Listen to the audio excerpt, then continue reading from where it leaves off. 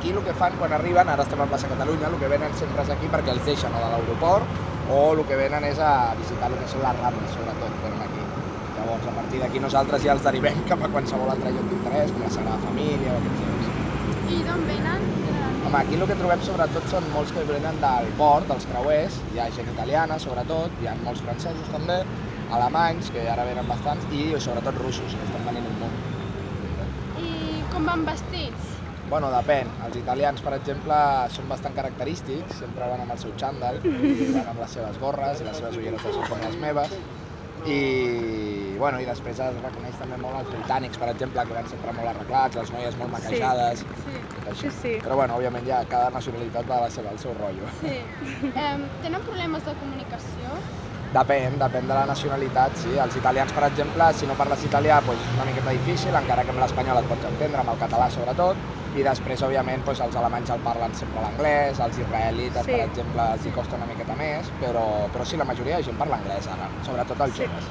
I has trobat algun cop algun incident Curiós. Home, sí, diversos. Ens trobem bastant, sobretot amb el nom de les coses. Amb el nom? Per exemple, la Sagrada Família, ens diuen la Sangria Família, ens diuen la Sangrada Família, diuen coses així. El Pare Güell, per exemple, mai el pronuncien bé. I el lloc més visitat? La Sagrada Família i el Camp Nou. I el Camp Nou? Sí. El Camp Nou. Camp Nou és un dels museus més visitats de tot Europa. I l'edat, més o menys?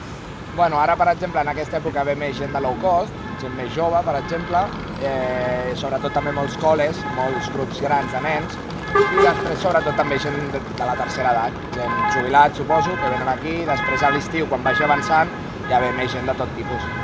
I normalment l'objectiu del viatge a Barcelona quin és? Home, jo crec que els agrada bastant, als joves els agrada bastant la festa, quan venen aquí, perquè ens ho pregunten molt, però òbviament el tema de la gastronomia, el bon temps que fa, jo crec que és un destí ideal dins d'Europa per qualsevol. També venen molts americans, inclús, que creuen el xarco. Sí. Doncs moltes gràcies. A vosaltres. Gràcies.